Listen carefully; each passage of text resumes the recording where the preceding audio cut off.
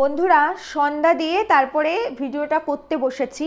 চলো, তোমরা তো আমি এর আগের ভিডিও প্রিয়াকে নিয়ে যে করেছি সেখানে বলেছিলামই যে এই ভিডিওটা কিন্তু একদম অন্যরকম, খুব ভালো একটা ভিডিওর সঙ্গে এসেছি। তোমরা অনেকেই বলো না প্রমাণ দিয়ে কথা বলো, প্রমাণ দিয়ে কথা বলো। আজকে ডকুমেন্টসের সঙ্গে আমাদের টিকটক বৌদির যে ডক্টর যে আর কি প্রথম এই রোগটাকে ধরেছিল অ্যাট ফার্স্ট, কি কি সমস্যা ওর শরীরে অ্যানালাইসিস করেছিল, সেই ডক্টরকে তোমাদের সামনে তুলে ধরবো। সবটাই তোমাদেরকে আজকে বলবো, জানাবো, দেখাবো। এই দেখো সমস্ত কিছু নিয়ে বসেছি, সমস্ত কিছু, সমস্ত ডকুমেন্টস সহ তোমাদেরকে সবটা আমি এখানে রিভিল করব আজকে। তো চলো, ভিডিও তো শুরু করবই। তবে তোমরা যারা এই দুপুর ঠাকুরপো আর হচ্ছে কি টিকটক বৌদির ফ্যান ফলোয়ার্সরা আছো না, অনেক কথা বলো, অনেক চিমটি কেটে কেটে আমার কমেন্ট সেকশনে এসে কমেন্টস করো, তারা কাইন্ডলি আমার এই ভিডিওটা যদি আজকে দেখে থাকো, তারপরে গিয়ে তাদের কাছ থেকে যদি পারো কিছু উত্তর নিয়ে এসো যে তাদের কি দেওয়ার আছে। চলো বন্ধুরা, ভিডিও তো শুরু করবোই, তার আগে একটু ইন্ট্রোটা দিয়ে নিই। Hello my lovely viewers, welcome back to my channel Dimpi lifestyle. আমার চ্যানেলের সাথে থেকো, লাইক কমেন্ট শেয়ার করো। যাই হোক, তো চলো, এই যে দুপুর ঠাকুরপো আর এই যে আমাদের টিকটক বৌদি, এই টিকটক বৌদির ঠিক কী কী সমস্যা বন্ধুরা, অফিসিয়ালি ওরা কখনো বলেনি যে ওদের ক্যান্সার হয়েছে না টিউমার হয়েছে, শুধু অফিসিয়ালি একটা কথাই বলেছে, ব্লাডে ক্লটিং হয়েছে। তাই তো বন্ধুরা, আমি ভুল বলছি না? ভুল বলছি না, ব্লাড ক্লটিং হয়েছে। কিন্তু থাম্বনেলে বড় বড় করে গুগল থেকে নামানো হয়েছে, মানে এটা কিন্তু যে সেই পারবে না আর কি, এটা কিন্তু সেই লেভেলের মানুষরা পারবে। আমরা এতদিন ধরে কাজ করেও কখনো ভাবিনি যে একটা অ্যাট্রাকটিভ থাম্বনেল দেবো বলে গুগল থেকে কোনো কিছু নামিয়ে নিয়ে এসে যেটা অনেক বেশি মানুষকে অ্যাট্রাক্ট করবে, সেরকম একটা কিছু এখানে নিয়ে এসে ধরিয়ে দেবো, হাইলাইট করব, সেটা ভাবিনি। আসলে এগুলো তো কাদের করতে হয় জানো? যারা ফেক। আজকে ওরা যে কিভাবে ফেক আর পুরোটাই যে মিথ্যে, ফেকি, পুরোটাই মিথ্যে কথা বলে, যাকে বলে ডাকাতি করা বলে। ওরা ডাকাতি করেছে প্রত্যেকটা মানুষের ইমোশনকে নিয়ে, প্রত্যেকটা মানুষের পকেট থেকে টাকা ওরা চুরি করেছে ডাকাতি করে। আজকে সেই প্রুফ তোমাদেরকে তুলে দেবো আমি। সাথে থাকো আর পুরো ভিডিও দেখবে, কেউ স্কিপ করবে না, স্কিপ করলে কিন্তু বুঝতে পারবে না, সেই জন্যই বলছি।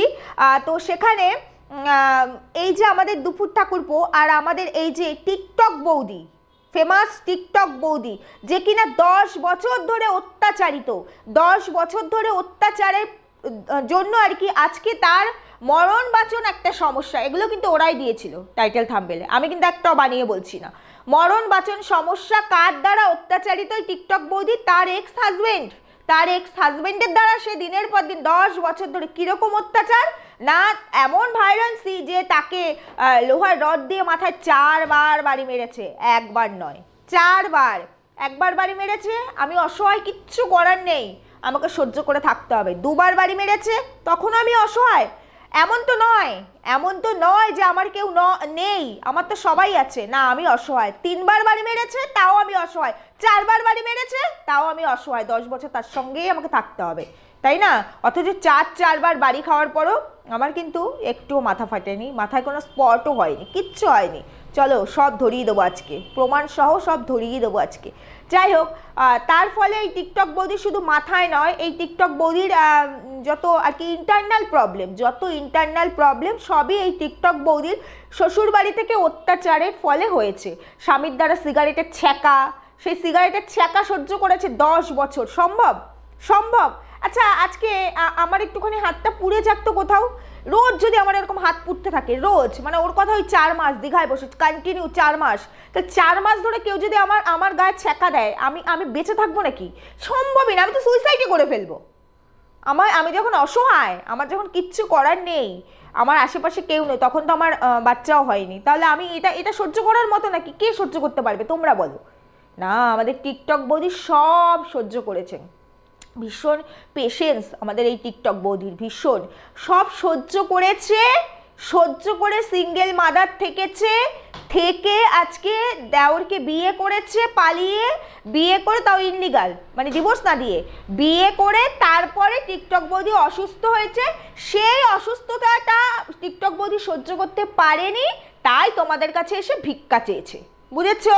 চলো ডিটেলসে তোমাদের বোঝাবো আজকে, ডিটেলসে। কি ঝালমুড়ি আছে নাকি সামনে? নিয়ে বসো, চপ ঝালমুড়ি সব নিয়ে বসো, হেভি ভিডিও হবে কিন্তু আজকে, হেভি ভিডিও। চলো, তোমরা একটুখানি পেছনের দিকে যাবে, ওদের চ্যানেলের, অন্যের ভিডিও এখানে দেওয়ার তো আমার কোনো রাইটস নেই। তাই বললাম একটুখানি পেছনের দিকে যাও, এই 4 মাস আগে দেখবে একটা টাইটেলে লেখা আছে মরণ বাচন। বন্ধুরা তাড়াতাড়ি করে যাবে কিন্তু আমার এই ভিডিওটা দেখার সাথে সাথে, কারণ ভিডিও কিন্তু অনেক প্রাইভেট হয়ে যাচ্ছে যখন তখন। এই যে আজকে যে ভিডিও নিয়ে কথা বলছি প্রাইভেট হয়ে যাবে কিন্তু, সেই জন্য বললাম আমি ডাউনলোড করে রেখেছি, তোমরা কিন্তু সাথে সাথে যেও আর চাইলে ডাউনলোড করে রেখো। মরণ বাচন সমস্যা, সেখানে আমাদের এই দুপুর ঠাকুরপো অনেক কিছু বলেছেন কিন্তু, পুরো ভিডিওটা সেই করেছে। সেখানে তোমরা দেখবে তার নিচে আরও একটা ভিডিও আছে, তোমরা যাও ওই দিক দিয়ে একটু পরপর কয়েকটা ভিডিও দেখো, তোমরা দেখবে এই যে দুপুর ঠাকুরপো এই কদিন আগে ফুলবাগান দেখিয়েছিল না, ডাক্তারের চেম্বার দেখানো যায় না, ভীষণ রেস্ট্রিকশন, সেই দুপুর ঠাকুরপো একা একা রিপোর্টস আনতে গেছিল আমাদের এই টিকটক বৌদির। হ্যাঁ ঠাকুরপো নিজেই বলেছে, দেখো সেখানে গিয়ে সে নার্সিংহোমটা তুলে ধরেছে, নার্সিংহোমে কত লোক সব তুলে ধরতে পেরেছে, ওখানে কোনো রেস্ট্রিকশন ছিল না। বন্ধুরা ওখানে কোনো রেস্ট্রিকশন ছিল না, এবং সেখানে এই দুপুর ঠাকুরপো কিন্তু ক্লিয়ারলি বলেছে যে আমার টিকটক বউ আর কি, সেই বউয়ের ইন্টারনাল প্রবলেম, নার্ভের প্রবলেম, বারবার বলেছে ইনফেকশান, আমার ওয়াইফের ইনফেকশান, কখনো বলছে ওর একাধিক সিস্ট, বুঝতে পেরেছো? ওর অনেক সময় আমরা জানি আমাদের এরকম অনেক কিছু তো আমরা মেয়েরা জানি পলিসিস্ট হয় আর অনেক সিস্ট হয়, কিন্তু ওর নাকি অনেক জায়গায় একাধিক সিস্ট আছে, বুঝতে পেরেছো? তারপর আবার ইনফেকশান, সিস্টও আছে ইনফেকশান আছে। আচ্ছা বন্ধুরা তোমরা শুধু একটা কথা বলো, আমি জানি আমার শরীরে সিস্ট আছে, একটা নয় একাধিক, আবার সিস্টের জন্য তো আমাকে ওটি করতে হবে। বন্ধুরা ওটি করতে হবে তো, সিস্ট মেডিসিনে যায়, একদম প্রথম অবস্থায় যদি ধরা পড়ে তাহলে হয়তো মেডিসিনে ঠিক হতে পারে, কিন্তু একাধিক যেখানে হয়ে গেছে সেখানে আমাকে ওটি করতে হবে। এই যে আজকে আমাদের টিকটক বৌদি এত অসুস্থ 5-6 মাস, এই ভিডিওগুলো মানে যখন হাইলাইট হয়ে এসছে টিকটক বৌদি তারও 3-4 মাস আগের থেকে বলছি, এই 5-6 মাস পর্যন্ত আমি জানি আমার ভেতরে সিস্ট আছে, আর এই সিস্টটা থেকে অনেক দিন ধরে তার পেয়ারের হাজব্যান্ডই বলেছে, মানে আমাদের এই দুপুর ঠাকুরপোই বলেছে অনেক দিন ধরে ও এগুলোর সঙ্গে যুদ্ধ করছে। এতই যখন জেনেছিল সবাই সবটা, তুমিও জানতে, তাহলে তুমি ঠিক কি করেছো তোমার বউয়ের জন্য? তার এক্স হাজব্যান্ড দ্বারা তো সে প্রতারিত হয়েছে, তাহলে তুমি তার প্রেজেন্ট হাজব্যান্ড হয়ে কি করেছো? শুধু বউকে বিক্রি করে খেয়েছো? বউ বিক্রি করে খাওয়াটাই তোমার ধান্দা তাই না দুপুর ঠাকুরপো? আমি কিন্তু ধরে ফেলেছি, আজকে কিন্তু সব খুলাসা করব, আর ডাক্তারকেও সামনে নিয়ে আসবে এই ভিডিওতেই। হ্যাঁ সাথে থাকো দুপুর ঠাকুরপোর, বুঝতে পেরেছো? যাই হোক, এইবার ইন্টারনাল অনেক প্রবলেম, সেখানে বলেছে তোমরা তো জানো মেয়েদের অনেক প্রবলেম থাকে। বন্ধুরা সিস্ট হলে তার ওটি হবে হয়নি, ইনফেকশন হলে, যেটা আমি আমার ক্ষেত্রে দেখেছি, আমি তো তোমাদের আগেই বলেছি 2011 সাল থেকে আমার ইনফেকশন আছে। ইনফেকশনের একটা ট্রিটমেন্ট, ফার্স্ট টাইম যখন আমার ইনফেকশনটা ধরা পড়ে আমাকে 8 মাস ট্রিটমেন্ট করতে হয়। ডক্টর সুভাষ বিশ্বাস, তখন উনি পিজির প্রফেসর ছিলেন গাইনোর, এখন উনি চিত্তরঞ্জনে আছে, আমি এখন ওনাকে দেখাই, ওনার আন্ডারেই আমার মেয়ে হয়েছে, বুঝতে পেরেছো? ডক্টর সুভাষ বিশ্বাস, আমি বিধাননগর হাটকো নর্থ সিটিতে নার্সিংহোম ওখানে ওনাকে দেখাই, প্রাইভেটে ওখানে দেখাই। তো উনি আমার 8 মাস ট্রিটমেন্ট করার পর আমার শুধু ইনফেকশন, নিচে জল জমে যায়, সেটা ক্যান্সার হয়ে যেত যদি প্রপার ট্রিটমেন্ট না হতো। তখন আমার 3 বার ক্যান্সার টেস্ট হয়, 15 দিন পর পর টেস্ট হয়, এমন কিছু জিনিস আছে যেগুলো প্রত্যেক মাসে টেস্ট করাতে হতো, আর এমন কিছু আমার ব্লাড টেস্ট, তাছাড়া এমন অনেক কিছু আছে যেগুলো এখান থেকে হতো, আমি নর্থ সিটি থেকেই করতাম, আর সেগুলোকে মুম্বাইতে পাঠানো হতো, 30 দিন 25 দিন পর পর আমার রিপোর্টস আসতো। আর কিছু টেস্ট আছে রয় অ্যান্ড ত্রিবেণী থেকে আমাকে করাতে হতো, রয় অ্যান্ড ত্রিবেণী থেকে আমাকে করাতে হতো, বুঝতে পেরেছো? এই জায়গাগুলো থেকে আমার সমস্ত টেস্ট হতো। যাই হোক, তো 8 মাস টেস্ট করার পর উনি লাস্ট আমাকে বলেন, আমি অনেকবার নর্থ সিটিতে ভর্তি থাকি, উনি বলেন যে আমি বুঝতে পারছি কিন্তু এর যে একটা ইনজেকশন দিতে হয় মানে অ্যান্টিবায়োটিক, সেটা দেওয়ার রিস্ক কেউ নিত না, ওই ডক্টরই আমাকে দিত, প্রত্যেক দিন একটা করে আমার দিতে হতো, ওটা একটু এদিক থেকে ওদিক হয়ে গেলে প্যারালাইসিস হয়ে যাবে পেশেন্ট। তো উনি বললো যে বুঝতে পারছি কিন্তু আমি মানে এটা প্রপার ট্রিটমেন্ট করতে পারছি, মানে অত বড় একজন ডক্টর যে কিনা ঈশ্বর সমতুল্য, তো তুমি আমার রেফারেন্সে তুমি ভেলোর যাবে। লাস্ট টাইম উনি আমাকে পিজিতে ভর্তি হতে বলে যে এত টাকা খরচা হচ্ছে, নর্থ সিটিতে প্রচুর খরচ, আর তখনকার সময় তো তুমি পিজিতে থাকো। পিজিতে 2 দিন ভর্তি ছিলাম, উনি বললে লাস্ট ওষুধ দিচ্ছি, মেডিকেল বোর্ড বসিয়েছে পিজিতে সবাইকে নিয়ে, তখন লাস্ট ওষুধ একটা সাজেস্ট করে বললো, ওটা দেওয়ার পর আমার ছেড়ে দিল, আর বললো এটা খাওয়ার পর 15 দিন পর টেস্ট করে এসো, যদি ভালো ভালো, আর না হলে আমার রেফারেন্সে ভেলোর যাবে। আমি যেখানে বলবো সেখানে। তো লাকিলি ওটার পরে আমি কিন্তু কিওর হয়ে যাই ওই মেডিসিনটার পরে। তো আমরা এখানে ইনফেকশনের ক্ষেত্রে যা যা প্রয়োজন, যে যে ট্রিটমেন্টের প্রয়োজন, সেগুলো কি আমরা দেখেছি আমাদের এই টিকটক বৌদির ক্ষেত্রে? দেখিনি, কোনোটাই দেখিনি। হয়েছে, সবই হয়েছে, ডাক্তারের কাছে যাব, মানে সবই আমরা ভাব বাচ্চে করছি, বুঝতে পেরেছো? ভাব বাচ্চে আমরা বর্তমানে নেই, ভাব বাচ্চে চলে গেছি। হয়েছে, হবে, যাব, দেখি, ভাব বাচ্চে চলে গেছি। ভুল বললাম? ভুল বললাম আমি? এবার তোমাদেরকে একটা ক্লিপ দেখাবো, একটুখানি দেখে নাও, সামান্য একটু দেখাবো, তারপরে আমি ফিরে আসছি, একটু দেখো। আমি জাস্ট একটুখানি ক্লিপ এখানে অ্যাড করে দিয়েছি তোমাদের বোঝানোর জন্য। এরপরে আমি সবটাই বলবো যে এই ক্লিপটা কেন অ্যাড করেছি। আর এটা হলো মণিপাল নার্সিংহোমের এমার্জেন্সি, যেখানে আমি কিছুক্ষণের জন্য ভর্তি ছিলাম। এইগুলো কেন দেখিয়েছি বা দেখাচ্ছি সেটা আমি তোমাদেরকে বলছি। বন্ধুরা, যে ক্লিপটা তোমরা দেখলে এটা হচ্ছে আমার, তোমরা তো দেখে বুঝতেই পেরেছো, 2022-এর জুলাই যখন আমি ফার্স্ট টাইম মণিপালে যাই। আমি কিন্তু জানতাম না আমার কি হয়েছে, এখানকার ডক্টররা ধরতে পারেনি। তার আগে এই 1-1.5 মাসের মধ্যে, 1.5 মাস পুরো হবেও না, আমি 12 বার হসপিটালে অ্যাডমিট হই শুধুমাত্র অক্সিজেনের জন্য। অক্সিজেন দিতে হয় আর ইনজেকশন দিতে হয়। আমার লাঙে ইনফেকশন প্রচণ্ড, তখনও কিন্তু আমি জানতাম না যে আমার কি হয়েছে, প্রচণ্ড পেইনের কারণে, আর আমি সেন্সলেস হয়ে যেতাম। এবার কারো ব্রেনে যদি কোনো সমস্যা থাকে তাহলে তার তো কিছু সিমটম আসবে, তার তো কিছু ট্রিটমেন্ট হবে, তাই না? তাকে তো ঘরে ফেলে রাখা যাবে না। পরের যে ক্লিপটা দেখতে পেলে, এটা হচ্ছে মণিপাল নার্সিংহোমের এমার্জেন্সিতে আমি অ্যাডমিট ছিলাম। অনেক জ্ঞানদাতারা আছে না এখানে এসে জ্ঞান মারে যে বাইরে গেলে কি ক্যামেরা করা যায়, করা যায়, বাইরে গেলেও ক্যামেরা করা যায়। হ্যাঁ, কোথায় ক্যামেরা করা যায় না? আমি ডক্টরের চেম্বারে রয়েছি, ডক্টরের সাথে কথা বলছি, ওটা বাইরে কেন, তুমি লোকালেও সেটা অ্যালাউ নেই, ক্যামেরা করতে পারবে না। কিন্তু একটা নার্সিংহোমে বা একটা ডক্টরের চেম্বারে ঢুকছি, বাইরে থেকে আমি ক্যামেরা করতে পারবো না, এইসব হচ্ছে ওইসব ও তাদের মতোই দুপুর ঠাকুরপো আর টিকটক বৌদিদের মতোই মেমোরিওয়ালা লোক, যে তারা ভাবছে মানুষকে বোকা বানানো যায়। অ্যাকচুয়ালি মানুষ কি বোকা? এখনকার মানুষ প্রচণ্ড অ্যাডভান্স। এই টেকনোলজিগুলোকে অ্যাডভান্স কারা করছে? মানুষের দ্বারাই তো, মানুষের দ্বারাই তো সব হচ্ছে।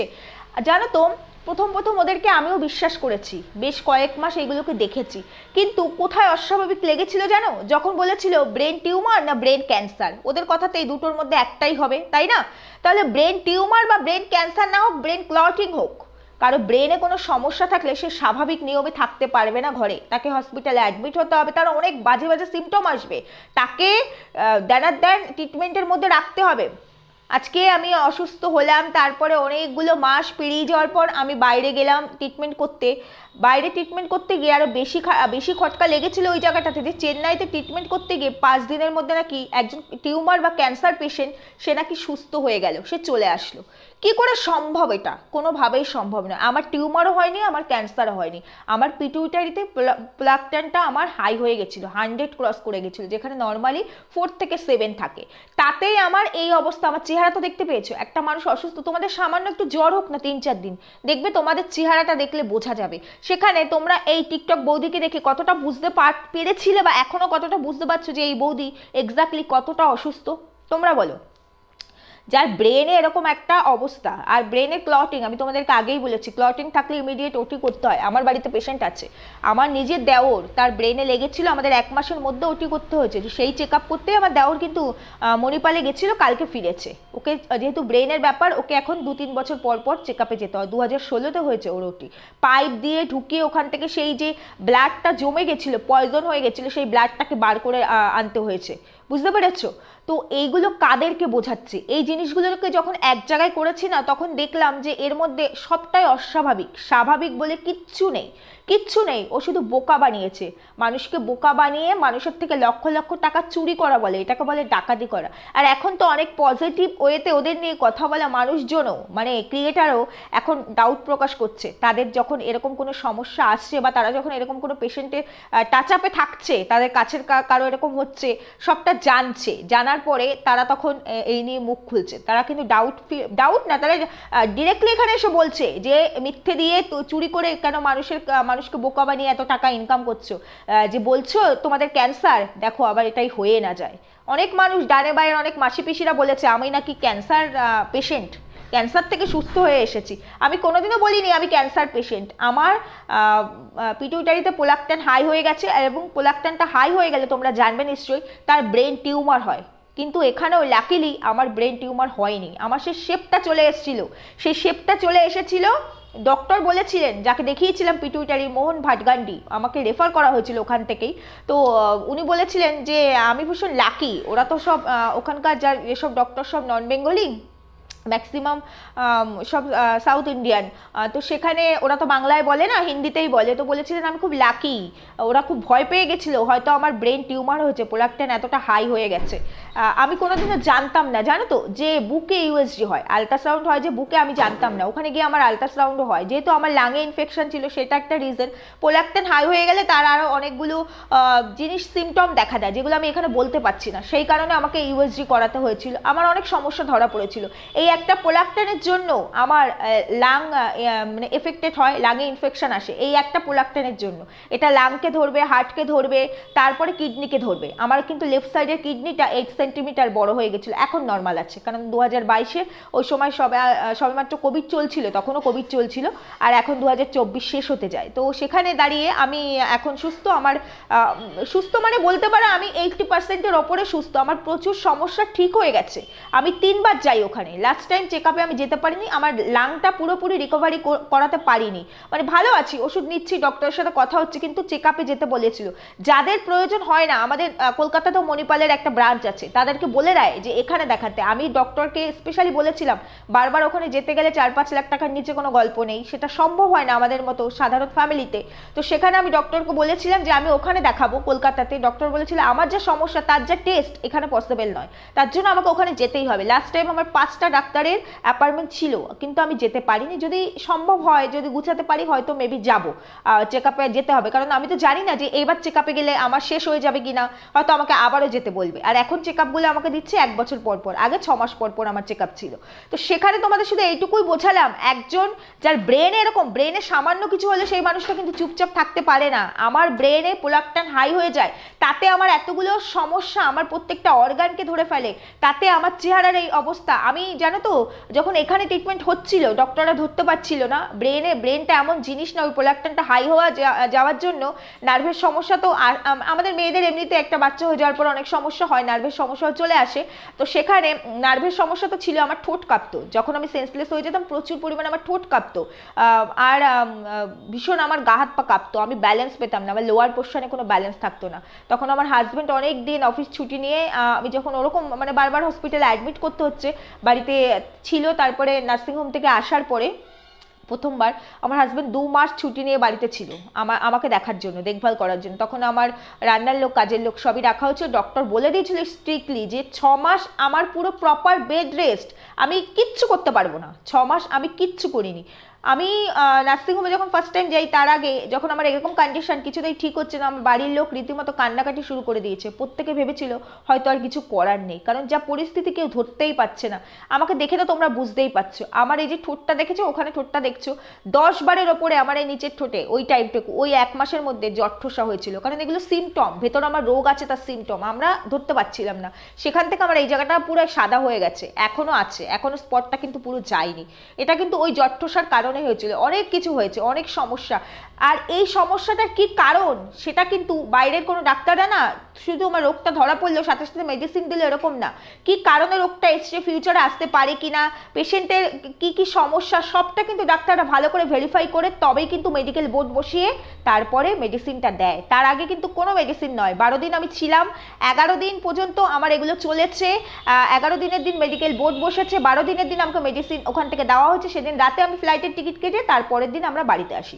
বুঝতে পেরেছো তো, এটাই হচ্ছে ওখানকার নিয়ম। তো সমস্ত কিছু যখন খুঁজে দেখা হলো, তখন জানা গেল যে হাইপার টেনশন, আমার এত টেনশন নেই, এত টেনশনের কিছু নেই।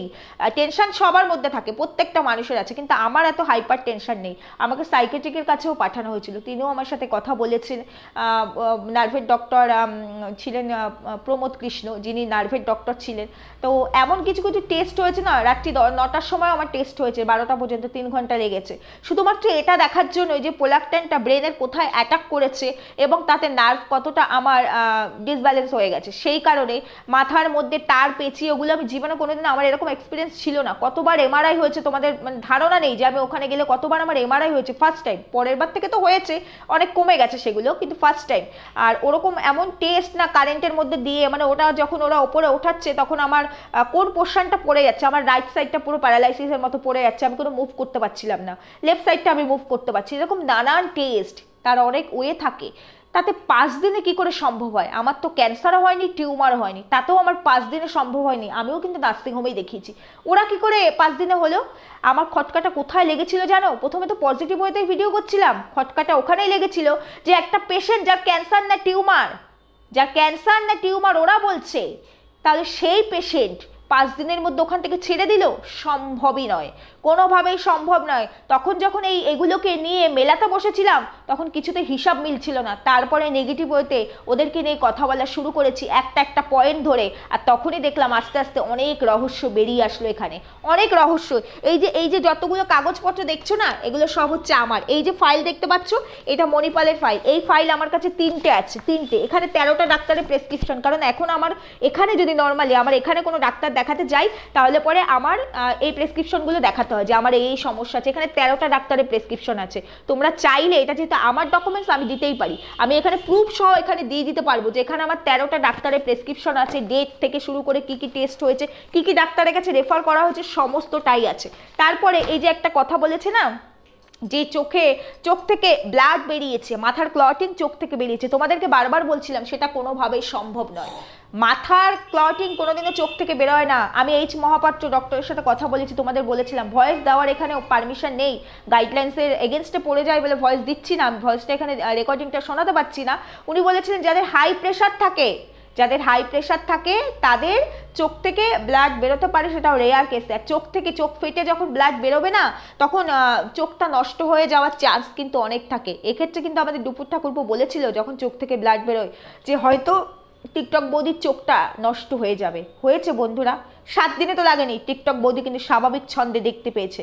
অথচ তার কোনো ওটি হয়নি। যার চোখ ফেটে ব্লাড বেরোবে তার তো একটা ওটি হবে, কারণ তার নার্ভ তো ফেটে গেছে। নার্ভ ফেটে গেছে বলেই তো চোখ থেকে ব্লাডটা বেরিয়ে এসছে। কি বন্ধুরা, চোখের মধ্যেও তো নার্ভ থাকে, সেগুলো তো ফেটে গেছে। ওটি হয়েছে বন্ধুরা, কোনো ওটি কোনো হসপিটালে অ্যাডমিট, তাকে তো সাথে সাথে হসপিটালে অ্যাডমিট হতে হবে। কি বলেছিল বৃষ্টি আবার বেরিয়ে গেলে, যাই হোক বেরিয়ে গেলে ভয় নেই। বৃষ্টি চোখ থেকে তো রক্ত বেরোচ্ছে, ঠিক আছে থাক, ডাক্তারকে ফোন করতে হবে। ক্যামেরাটা করা ঠিক ছিল, ডাক্তারকে ফোন করতে হবে। যা চোখ ফেটে রক্ত বেরিয়ে গেছে, পেশেন্ট তো অন্ধ হয়ে যাবে, পেশেন্টের তো স্ট্রোক হয়ে যাবে ওরকম কন্ডিশনে। ডাক্তারকে ফোন করতে হবে, আগে ক্যামেরা করে ভিডিওটা কমপ্লিট করে নিই। আর কি সুন্দর পেশেন্ট দিব্যি শুয়ে আছে, আর একটা মানুষ শুয়ে আছে বুঝতেই পারলো না চোখ ফেটে রক্ত বেরিয়েছে, ঠিক সিগারেটের ছ্যাঁকা দেওয়ার মতো ভূতে ধরেছিল রাত্রিবেলা। সব কিছুই অস্বাভাবিক নয়, এটাকে তৈরি করা হয়েছে, পুরো ফ্রড। ওরা টোটাল ফ্রড, এটা ওদের ব্যবসা। এই ব্যবসা করে বউকে বিক্রি করে এখান থেকে লক্ষ লক্ষ টাকা খেতে চেয়েছিল, লক্ষ লক্ষ টাকা খেতে চেয়েছিল, অলরেডি খেয়ে ফেলেছে, যার জন্য বউয়ের চুলটাও কাটতে হয়েছে। আর এই বউয়ের চুলটা কাটতে হয়েছিল দুর্গাপুরে ঢোকার জন্য। দুর্গাপুরের সমস্ত মানুষকে বলেছে এই বৃষ্টির নাকি ক্যান্সার হয়েছে, নাম ধরে বলে যাচ্ছি। যদি কিছু করার থাকে আমার নামে করতে বলো, প্রমাণ দিয়ে যেতে বলো ওদের কি রোগ হয়েছে। যদি আমার নামে কিছু করতে হয় তখন তো আমিও এগেনস্টে বলবো, তখন তো প্রমাণ বেরিয়ে যাবে। এই জন্য চুপ করে আছে, এত কথা বলছি তারপরে চুপ করে আছে, কারণ ওদের কিচ্ছু হয়নি, কিচ্ছু না, নাথিং। তোমাদের শুরুতেই আমি বলেছি যে ওর ইন্টারনাল প্রবলেম, বলেছে একাধিক সিস্ট, অথচ তার কোনো কিচ্ছু নেই, ওটি হয়নি। ইনফেকশন হলে তার একটা প্রপার ট্রিটমেন্ট দরকার। আমি নিজে একজন ইনফেকশন পেশেন্ট, ইউটারাসটা আমার ইনফেকশন এখনো। এই যে দেখো 3টে ডক্টর দেখিয়েছি, 3টে ডক্টরের প্রেসক্রিপশন জুলাইতে দেখিয়েছি। এই দেখো, একটা হচ্ছে ডক্টর সৌমিত্র দত্ত, একটা হচ্ছে ডক্টর সুভাষ বিশ্বাস, যাকে আমি সবসময় দেখাই।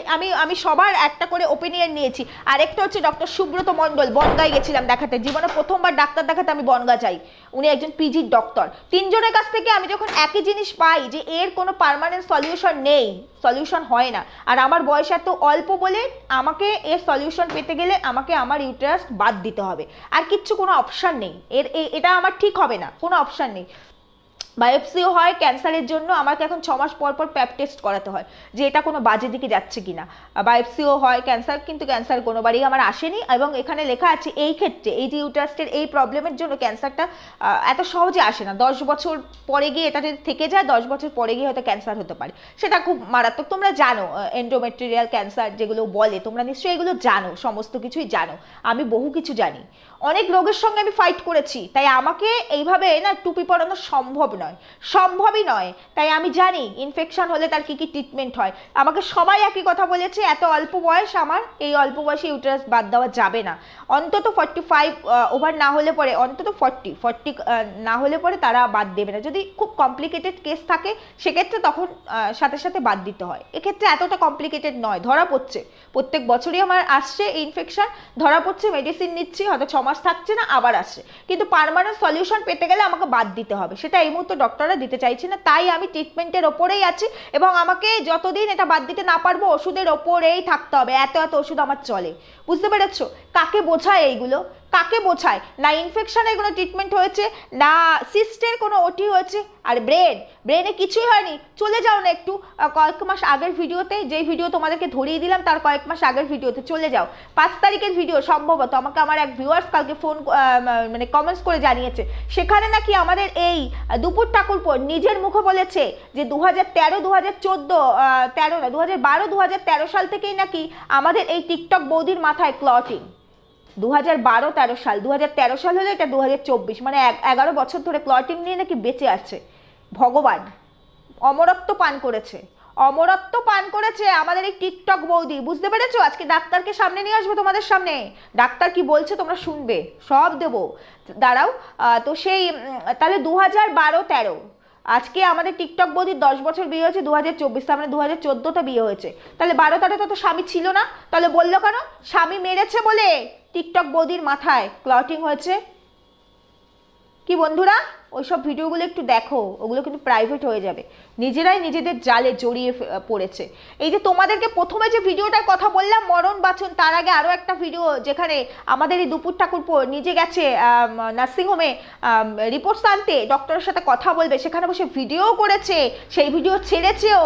সেখানে এই যে দুপুর ঠাকুরপো সেখানে যে যে রোগের কথা এখানে উল্লেখ করেছে, সেখানে ব্রেন রিলেটেড কোনো রোগ ছিল না। এবার যখন দেখছে, তখন তো সাবস্ক্রাইবার কম ছিল, 30-35 হাজার সাবস্ক্রাইবার, তখন যখন দেখলো যে প্রথমে আমরা শুরু করলাম প্রেগনেন্সি নিয়ে, যেখানে আমাদের একদম 7,000-8,000 করে ভিউজ হতো, 5-6 হাজার করে, সেখানে ভিউজটা আমার 30-35 হাজার হচ্ছে, 25 হাজার হচ্ছে, কোনো ভিডিও 60 হাজারও ক্রস করছে। এই প্রেগনেন্সি দিয়ে তো আমি ভালো ধরতে পারলাম, তাহলে এটা দিয়ে আমি এই প্রেগনেন্সিটাকে রিলেট করে আমি একটা রোগ সাজাই। তখন সাজানো শুরু হলো রোগ, প্রথমে রোগটা ছিল ইন্টারনাল এবং নার্ভ, সেই রোগটা দিয়ে যখন দেখলো হ্যাঁ 35-40 হাজার 50 হাজার 60 হাজার লোক দেখছে, এতে আমার হবে না, আমাকে 2 লাখ ক্রস করতে হবে, এবং সাবস্ক্রাইবার আমাকে সেই জায়গায় নিয়ে যেতে হবে, কারণ ওদের তো অনেক বড় বড় এক্সপেকটেশন, অনেক বড় অ্যাম্বিশন বলতে পারো। সিলভার প্লে বাটন পেয়েছে, এবার গোল্ডেন পেতে হবে, আর এগুলো পেতে গেলে তো মিথ্যে বলতে হবে, অনেস্টির সঙ্গে কাজ করে প্লে বাটন পাওয়া এত সহজ নয়। কোনো ব্লগিং চ্যানেল 1 মাসে 1 লাখ থেকে 2 লাখে চলে যাওয়া সহজ নয়। কারা পারে? যাদের ফানি ভিডিও করে, কমেডি ভিডিও করে, তাদের ক্ষেত্রে হয়, আর যারা টেক চ্যানেল করে, এইসব যেগুলো প্রয়োজনীয় ভিডিও, তারা পারে মিলিয়ন সাবস্ক্রাইবার। ব্লগিংয়ের ক্ষেত্রে এত সহজ নয় তাড়াতাড়ি করে এত অল্প সময়ে এত ওপরে ওঠা, তার জন্য তো শর্টকাট অবলম্বন করতেই হবে, আর সেই শর্টকাটটাই এই দুপুর ঠাকুরপুর ব্রেন, হেভি ব্রেন, যেমন বৌদিকে বাগিয়ে এনেছে। ব্রেন ভালো না হলে কি বৌদিকে বাগাতে পারে নাকি? ব্রেন ভালো না হলে কি দাদা খারাপ বলে বৌদিকে বিয়ে করব? ব্রেন ভালো না হলে পারে? আর আমাদের বৌদির ছুকছুকানি বাই না থাকলে কি এটা হয় নাকি স্বামী খারাপ বলে স্বামীর ভাইকেই বিয়ে করব? হয়। যে 10 বছর ধরে স্বামীর দ্বারা অত্যাচারিত হবে, সে সেকেন্ড টাইম কোনো রিলেশনে জড়াতে গেলে 1000 বার ভাববে। কি সুন্দর আমাদের বৌদি, আমাদের এই টিকটক বৌদি, কি সুন্দর, তারই ভাইকে নাকি আবার বিয়ে করেছে। কি বন্ধুরা, কিছু মেলাতে পারছো না? তোমরা তো আবার কিছু মেলাতে পারো না, তোমরা তো আবার চোখে ঠুলি পড়ে আছো, আর সবই নাকি তোমাদেরকে দেখিয়ে দিতে হবে। চলো দেখিয়ে দেবো, আজকে ভিডিওটা একটু বড় হলেও সব দেখিয়ে দেবো।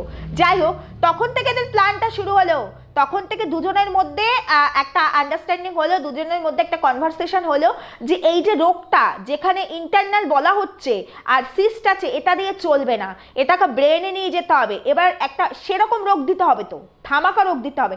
ক্যান্সারের ওপরে তার কোনো রোগ হয় না, ক্যান্সারই তো নেই কোনো অ্যান্সার, তাই না? ক্যান্সার শুনলে আমরা মারাত্মক ভয় পেয়ে যাই। তাহলে দেখো, নিজেদের মুখে কিন্তু অফিসিয়ালি কখনো ঘোষণা করেনি ক্যান্সার না টিউমার, কিন্তু টাইটেল থাম্বেল কিন্তু হেভি দিয়েছে, সেখানে লিখে দিয়েছে নিজেদের হাতে যে ক্যান্সার না টিউমার, ক্যান্সার না টিউমার। কি বন্ধুরা? আর দেখো সমস্ত যে এই যে থাম্বেলগুলো, যে পিকচারগুলো, এই যে চোখের পিকচার এরম করে দেওয়া, এগুলো কোথার থেকে? রিয়েল তো এগুলো হয় না, সব গুগল থেকে আনা। কি মেমোরি, ক্রিমিনাল মেমোরি! না হলে তোমরা তো অনেকেই এখানে কাজ করো, কজন পারো এরকম হাইলাইট করে দেখানোর জন্য গুগল থেকে কোনো কিছু নামিয়ে নিয়ে আসা? কজন পারো? কেন যে এদের গাইডলাইন্সের আওতায় আনে না, আমি সেটাই বুঝি না। ওয়াইটি যে কি করে বসে বসে, সত্যি আমি বুঝতে পারি না, মানে কতটা ক্রিমিনাল মাইন্ডের এরা। ক্রিমিনাল না হলে কি পারে নাকি দেওর বৌদি রাসলীলা চালাতে? ক্রিমিনালরাই পারে। একটা সুস্থ স্বাভাবিক পরিবেশে, সুস্থ স্বাভাবিক পরিবারের মানুষজন পারবে না। পারবে তুমি, পারবো আমি, পারবো না। আমাদের একটা সামাজিক শিক্ষা আছে, সব থেকে বড় কথা আমাদের প্রেস্টিজ আছে। পারবোই না, কোনোভাবেই পারবো না। ক্রিমিনাল মাইন্ড বলেই এরা এটা পেরেছে, এবং তখন থেকে গল্প শুরু হয়েছে, এবং সেই গল্পের পরিণতি দেওয়ার জন্য চেন্নাই পর্যন্ত যেতে হচ্ছে, যেখানে তড়িঘড়ি 5 দিনের মধ্যে ট্রিটমেন্ট হয়ে গেছে। যা টিউমার না ক্যান্সার, অ্যাকচুয়ালি কিছুই তো না। যার জন্যই তোমরা দেখো আজকে যেখানে বলতে পেরেছি যে এত বড় বড় কথা বলা মানুষগুলো না, ওরা তো বলেনি, বলেছে যাও ভিডিওগুলো যাও 4 মাস 5 মাস আগের ভিডিওতে নিজের মুখে বলেছে ইন্টারনাল প্রবলেম, সিস্ট আছে, ইনফেকশন আছে, নার্ভের সমস্যা, কিন্তু ব্রেন নিয়ে নিজের মুখে কিছু বলেনি, কারণ ওটা তো বানানো, ওটা তো পুরো বানানো। হয়তো আমাদের এই টিকটক বদির একটু সমস্যা আছে, একটুখানি ইন্টারনাল কোনো সমস্যা আছে, তবে সেটা একদমই মাইনর। এখনকার মেয়েদের মধ্যে 70% মেয়েদের এই সমস্যা থাকে, বিশেষ করে একটা বাচ্চা হয়ে যাওয়ার পরে। যারা ওদেরকে নিয়ে পজিটিভ ওয়েতে ভিডিও করতে, তারাও কালকে একটা ভিডিও সামনে এসছে, সেও এখন বলছে এটা হয় না, মিথ্যা কথা বলছে, কারণ সেও এরকম কিছু পেশেন্টের সাথে, কাছের মানুষ থাকে আমাদের এরকম কথা বলেছে, এবং সে নিজেও একজন এরকম, মানে চোখ রিলেটেড যেটা বলেছে, একজন পেশেন্ট যে চোখে আমার হাই প্রেশার, এরকম ব্লাড ক্লটিং হয়েছে, ডক্টরের সাথে কথা বলেছি, ডক্টর ডিরেক্টলি বলেছে এটা হয় না, সেই পেশেন্ট সাথে সাথে ওটি করতে হবে, সেই পেশেন্ট অন্ধ হয়ে যাবে। ওদের ক্ষেত্রে কিছু হয়নি। সে এখন বলছে ক্যান্সার বলে বলে টাকা খেয়েছে ওখান থেকে, তার হিসাব কিন্তু দিয়ে যেতে হবে, হিসাব তো দিতেই হবে। টেনে নিয়ে আসবো এখানে, টেনে নিয়ে আসবো, জামা কাপড় খুলিয়ে এখানে হিসাব নেওয়াবো। ঘরে বসে নাটকের নাম করে এখান থেকে টাকা তুলবার, ঘরে বসে রাসলীলা চালাচ্ছ দরজা আটকে। এখন তো ছেলেকে বেশিরভাগ টাইম মামা বাড়িতে রাখা হচ্ছে, দেওর বৌদি মিলে ফুর্তি করছে ঘরে বসে। কথাগুলো শুনতে খারাপ লাগলো, কথাগুলো বাস্তব। যদি কারো ক্ষমতা থাকে, চ্যালেঞ্জ করে বলছি, কারো ক্ষমতা থাকে আমার এগেইনস্টে কেস করতে বলো এইগুলো নিয়ে, আমিও উল্টো কেস করবো। বৃষ্টি প্রীতমকে বলো, উল্টে আমি কেস করবো। সবাইকে বলে যাচ্ছি, যারা নেগেটিভ কমেন্টস করো, যারা এখনো ওদের এই নোংরামিকে সাপোর্ট করো, আমি নোংরামিকে সাপোর্ট করবো না। পরকিয়াই হয়, নোংরামি হয়, বলো আমার এগেইনস্টে কেস করতে। এখানে বসে বলছে আমার এগেইনস্টে কেস করতে বলো, উল্টো কেস আমি করব, তারপরে প্রমাণ এখানে এনে তোমাদের সামনে দেখাবো। ডকুমেন্টস, অন্যের ডকুমেন্টস এখানে শো করার রাইটস আমাদের নেই। অনেক ডকুমেন্টস আমার হাতেও আছে, আমি পারবো না, গাইডলাইন্স আমাকে স্ট্রাইক দেবে। আমার নিজের ডকুমেন্টস আমি তোমাদের দেখাতে পারি, অন্যের ডকুমেন্টস অফিসিয়াল ইশারা আমি এখানে দেখাতে পারবো না। হ্যাঁ দেখাবো, অনেক বড় বড় ডানে বাইরের মাসি পিসিরা বলছে না, ডকুমেন্টস সহ সশরীরে প্রমাণ দেব, এখানেই দেব। আমার আইডি থেকে না হোক, অন্য কারো আইডি থেকেও, অন্য বাবুকেই নিয়ে আসবো তোমাদের সামনে, চ্যালেঞ্জ দিয়ে বলে গেলাম। চ্যানেল উড়ে যাবে ওদের, এখানে কাজ করতে পারবে না। এখন রোজ ভিডিও দিতে পারছে না, কাজ করতে পারবে না, ওদের সোশ্যাল মিডিয়া থেকে নাম মুছে যাবে। চ্যালেঞ্জ দিয়ে তোমাদের বলে দিয়ে যাচ্ছি, ওদের নাটক, ওরা মিথ্যে দিয়ে কিভাবে মানুষকে বোকা বানিয়েছে, লক্ষ লক্ষ টাকা নিয়েছে। সত্যের পথে থাকি বলে অন্যায় করেছি, যাদের প্রয়োজন তাদের পাশে তোমরা কেন দাঁড়াও না? এই সমস্ত নোংরা ক্রিমিনাল মাইন্ডের মানুষ গুগল থেকে সব নিয়ে এসে এখানে দিচ্ছে, তাদের পাশে তোমরা দাঁড়াচ্ছ কই? দাঁড়াও, দাঁড়াও রিঙ্কি লাইফস্টাইলের পাশে, রিঙ্কি মন্ডলের পাশে, কৃতিকা হাউসের পূজার পাশে, তখন তোমাদের হাত থেকে পয়সা বেরোবে না। আর ও এখানে তো পরকীয়া আছে না, দেওয়ার মধ্যে রোমান্স করছে, খুব ভালো লাগছে তোমাদের দেখতে। আর এই কথাগুলো কন্ট্রোভার্সি ক্রিয়েটাররা তুলে ধরে বলে ভুল, খারাপ, নোংরা, নিজেদের কন্টেন্ট থাকে না, অন্যকে নিয়ে ছেঁড়াকাটা করে। কে ছেঁড়াকাটা করেছে? দিনের পর দিন একটা মানুষকে যে এখানে নেই তার নামে মিথ্যা কথা বলে গেছে। তাকে চিনি না পার্সোনালি, তাকে জানি না, কিন্তু ওদের এই রোগটাকে যখন মেলাতে গেছি তখন অনেক কিছু উঠে এসেছে, তারপরে খুঁজতে খুঁজতে অনেক ওপর পর্যন্ত চলে গেছি। বুঝতে পেরেছো? আসবে হিসাব, এখানেই আসবে। এখানে শুধু চোখ রাখো, আমার আইডি না হোক অন্য কারো আইডি, আসবেই, একই জায়গাতেই হিসাব আসবে। তোমাদেরকে বলেছিলাম যে আমার একটু সমস্যা হচ্ছিল চোখের, সকালের ভিডিওটাতে আমি যাকে দেখাই আমাদের এখানে, আমার যে আই স্পেশালিস্ট যাকে আমি দেখাই টিকে সাহা, তো ওনাকে আমি ফোন করেছিলাম যে আমার এই সমস্যা হচ্ছে, আমি জুলাইতেই পাওয়ার আমার চেঞ্জ হয়েছে। উনি বলেছে এত তাড়াতাড়ি তো পাওয়ারটা আসার কথা না, তুমি কি টেনশন করছো, বা যদি তোমার পাওয়ার কোনো সমস্যা হয়ে থাকে তুমি আসো, আমি যাব রোববার দিন ওনাকে দেখাতে আমি যাব। তো ওনাকে আমি তখন জিজ্ঞেস করেছিলাম যে স্যার এরকম ব্রেনের ক্লটিং কি চোখ থেকে বেরোয়? বলে পসিবলই নয়, পসিবলই নয়। ক্লটিং আবার কি? ক্লটিংটা কি জিনিস? এইভাবে দিনের পর দিন কোনো ক্লটিং থাকতে পারে? মাথায় আঘাত পেয়েছি, রক্ত জমে আছে, এটা হতে পারে। ক্লটিং আবার কি জিনিস? মাথায় বাড়ি মারলে ওইভাবে ক্লটিং হয় না, মাথায় তো অ্যাকচুয়ালি বাড়িই মারেনি। আরে এত শিক্ষিত হলে পরে কি আর এইখানে বসে বিক্রি করতে হয় নাকি? শিক্ষাই তো পেটে নেই, দেওর বৌদি কারো পেটেই শিক্ষা নেই। এবার তোমাদেরকে বলেছিলাম যে তোমাদেরকে ডাক্তারকে সামনে তুলে এনে দেখাবো, চলো আজকে তোমাদেরকে সেই ডাক্তারের সঙ্গে আমি পরিচয় করিয়ে দিচ্ছি। এই যে মাস্টার মাইন্ড, এই যে ব্রেনে ক্লটিং না টিউমার না ক্যান্সার, এই সব কিছুর মাস্টার মাইন্ড হচ্ছে একজন ডক্টর, যে এইগুলোকে সাজিয়েছিল। চেনো না তোমরা ডক্টরকে? চেনো, তোমরা চেনো, কিন্তু তোমাদের বুদ্ধিতে সেটা খোলেনি, সেটাও আমাদেরকে তোমাদের দেখিয়ে দিতে হবে। চলো দেখিয়ে দিচ্ছি, এই কাজটার জন্য তো বসেছি, প্ল্যাটফর্ম দিয়েছে ওয়াইটি, চলো তোমাদেরকে দেখিয়ে দিচ্ছি।